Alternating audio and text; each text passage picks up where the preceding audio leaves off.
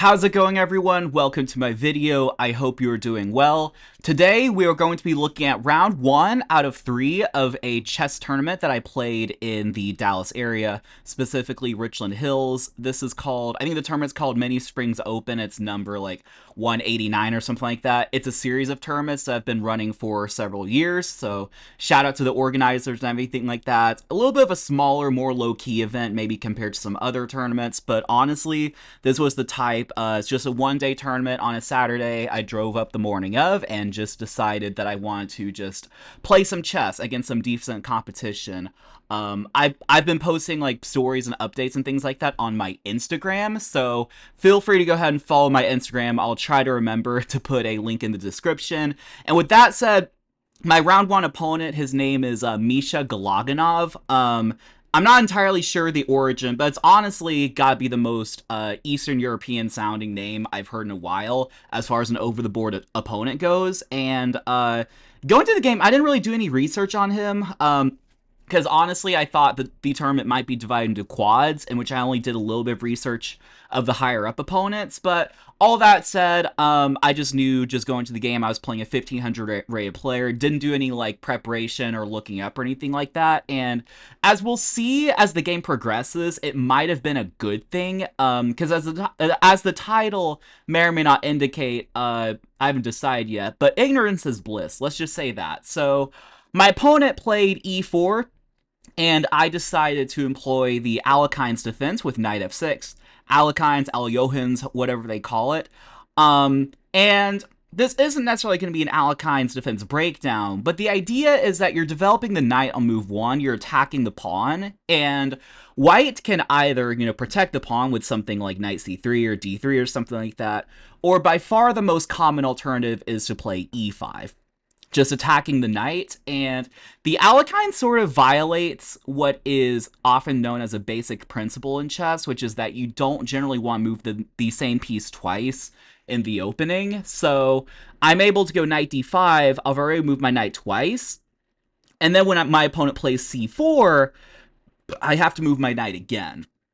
So after c4, I go knight b6, and here, by far the most common move in the position is for white to play d4.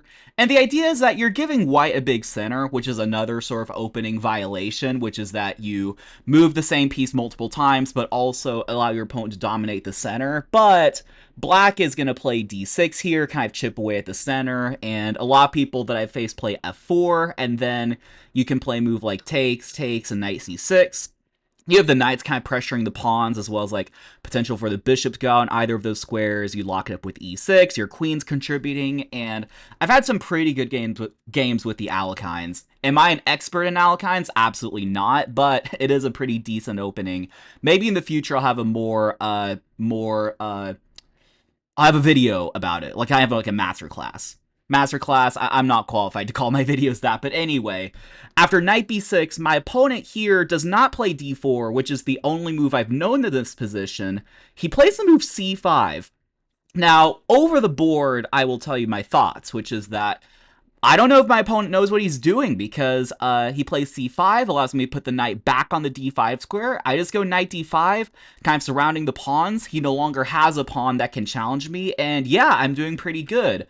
My opponent goes bishop c4, I go e6, and then my opponent goes knight c3, which again, I'll tell you during the game, I'm like, does my opponent know what he's doing?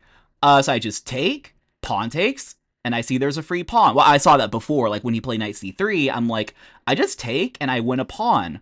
I develop my bishop, like what can possibly go wrong? My opponent just blundered a pawn on move 7. Like that was literally my thought. Now I'm going to tell you something, as I discovered after the game, not during the game, because obviously I can't check this stuff during the game, and my knowledge of this sort of line was not, I basically didn't know what was going on, so let's go back. Let's go all the way back here. And I'm actually going to change scenes a little bit, so if you saw the shift, I apologize. That's just like I have one monitor, so it just kind of like does that. I'm going to change scenes real quick. Boom. And as you can see, briefly, I will not be showing my face, because I do want you to sort of see like the whole picture of the analysis board. And what I'm actually going to go to is I'm going to go to Explorer. Now, as you can see here, d4, which I mentioned, is the most popular move, But sort of trailing it behind it is this move c5. C5 has 1,300 games in the master database. So after c5, obviously the most natural move is to go knight d5. I mean, literally there's no other move that's good. After knight d5, as we can see, my opponent... Now, knight c3 is up there as well, but bishop c4... It might transpose, I'm not exactly sure, but bishop c4 is a pretty commonly played move. So as you can see here, there's still a lot of games played, and I played the correct move, which is e6. Or I said correct, according to the Explorer. And then this move, knight c3, which over the board I thought blundered a pawn, turns out there are 200 freaking games in the master database. So what this tells me after the fact is I walked into a gambit. So after knight c3, knight takes c3, d takes c3. In fact, most people don't take the pawn. Most people just go knight c6. But this goes to show that I walked into a gambit that my opponent knew. And after bishop c5, my opponent played the correct move here, which is queen g4. And we'll get into that here in a second. So after queen g4, obviously, my opponent is attacking the g7 pawn. And I don't really want to allow him to take. There are some situations where you can't allow it as like a poison pawn and I attack the queen and everything like that. But here the queen would be directly attacking the rook and I wouldn't really have a good response to it. It's oftentimes prevalent if there's like a knight on f6, which would protect the rook. And then if the queen took, there's rook g8 and everything like that. I didn't want to allow that though. So there are two ways to sort of go about this. Well, actually technically three, which the top engine move is absolutely, let's just say, a move I would not normally play, which is bishop f8. Bishop f8 did not even cross my mind. The other moves are g6 and king f8. I ultimately went king f8, which is fine. I mean, I know the eval bar is kind of like slipping down just a little bit, but king f8 is like a fine move. I avoided g6 because I didn't really want to have these sort of weaknesses the rest of the game. The pawns on h7, g6, and f7 sort of make this bishop way more powerful, and I just didn't really want to deal with that. I played king f8. Now, this is fine, but the way I played it from here was not great. Because as we'll see, my main problem was my lack of development, and the king being on f8 does not necessarily help the rook on h8. Like, the rook has a hard time going to the game. So, I played king f8, my opponent went bishop g5, attacking the queen. I played the most natural move, although again, funnily enough, the engine line, well, it's 50-50, but queen e8 is apparently just not a bad move, but I played bishop e7, which made by far the most sense. Obviously, if my opponent trades, I'm fine just recapturing with the queen and activating it, but my opponent plays h4, obviously a more kind of enterprising move, the idea being that if I take the bishop, he'll probably take with the pawn and open the rook on the h-file. So here I play knight c6. My opponent played f4, which is not the greatest move. It kind of gives me some opportunities. The better move was to play knight f3, which kind of keeps the flexibility and protects the e5 pawn. Now, after f4, I just went h6. So I saw the bishop was kind of trapped, but I saw it as an opportunity for me to trade bishops rather than win it, which still favors me. I mean, it's still a good position for me. I'm up a pawn. My opponent's kind of attack is kind of dying down, and if I can just kind of like get, consolidated and everything like that, I should be fine. But there's still some compensation here for my opponent. So my opponent plays h5, kind of like locking these pawns down. And here I sort of falter by playing the move d6.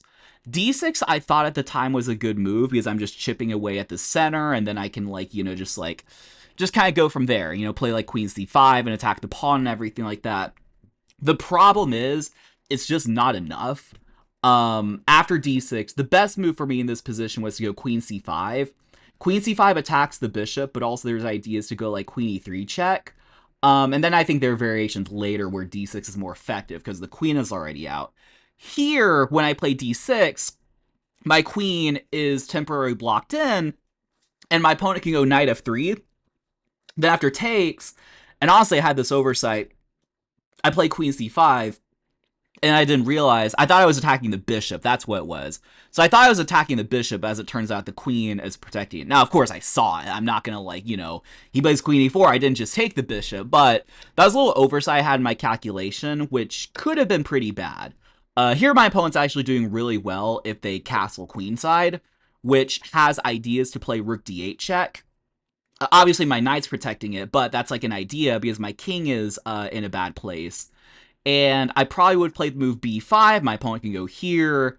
And I'm actually just curious. If I go b4, the big deal is this move that comes up a little bit later, actually, which is combination of like here and like knight d4, and then there's some pressure on the e6 square. But we'll get into that here in a second.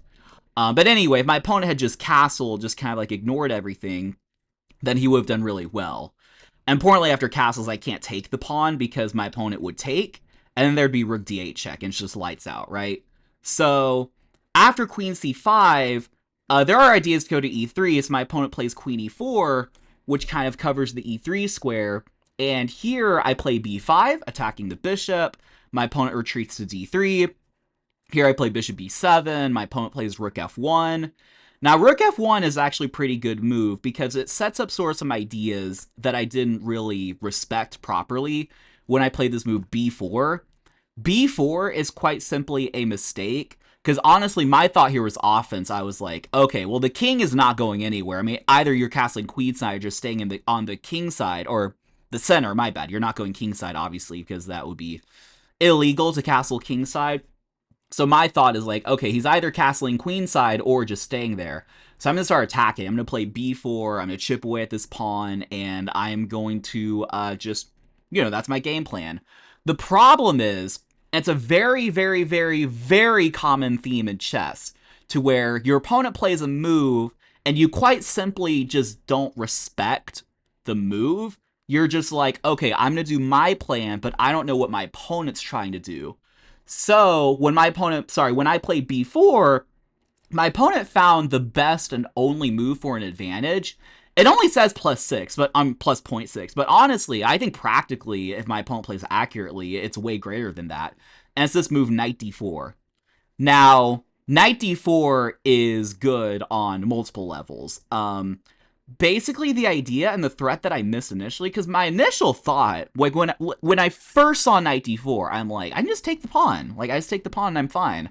I have my queen and my knight there. I will force a trade of queens. Like, what could go wrong? Well, the problem, what I realize, is I'm like, oh, knight d4, he put the rook on f1.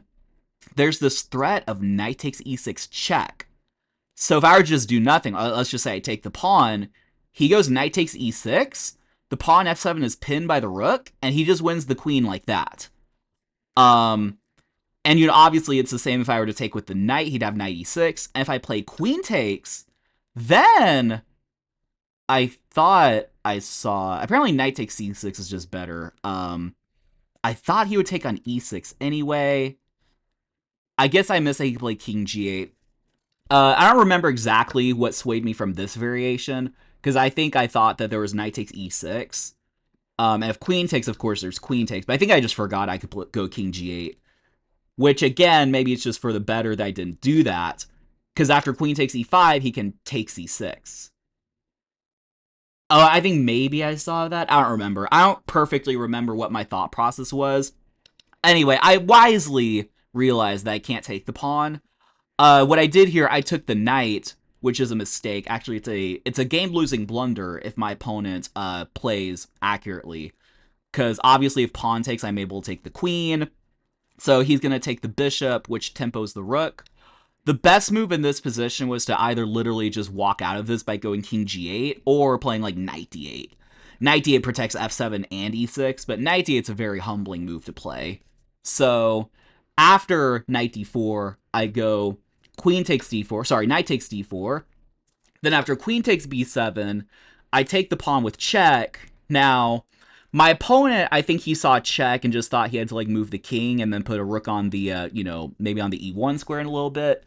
The truth of the matter is, I think both of us just missed that my opponent could actually just play queen e4.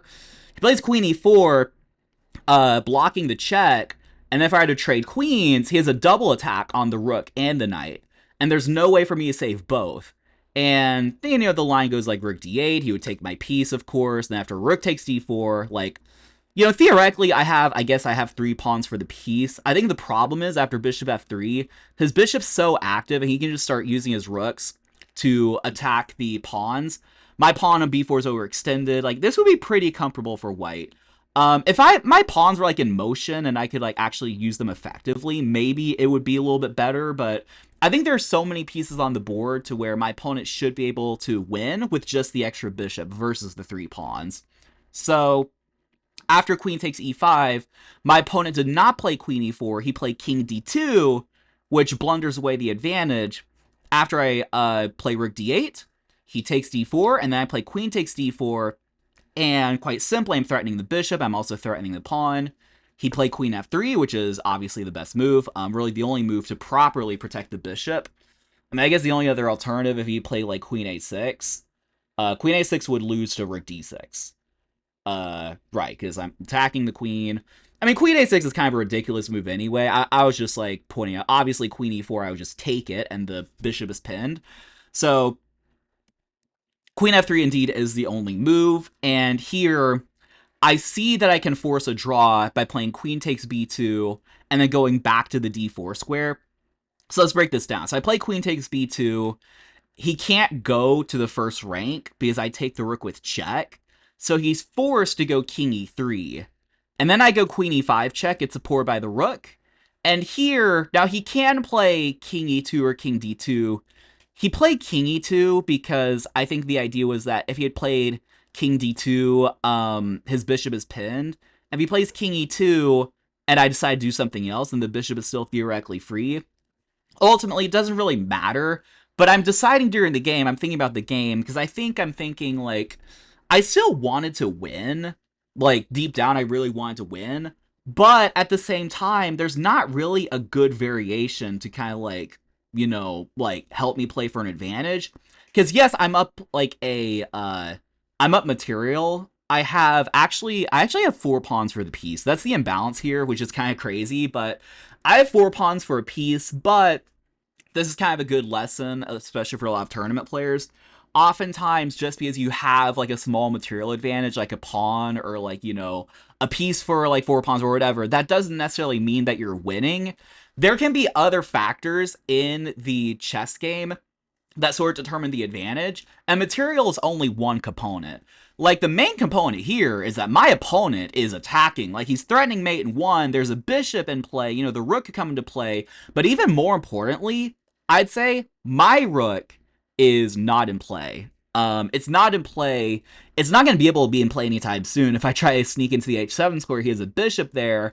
If I go to e7, I'm not saying on this move, I just say generally, well, okay, I voluntarily moved my king to the e7 square. I don't think, like, if my rooks were, like, out and about, see, the other thing about having so many pawns is I don't have very many open files, but let's just say I have, like, rooks on, like, c6 and d6, then, like, okay, maybe I can just, like, you know, press for a win. But here, I kind of had the self-awareness to realize that I probably don't have any better than just forcing a draw.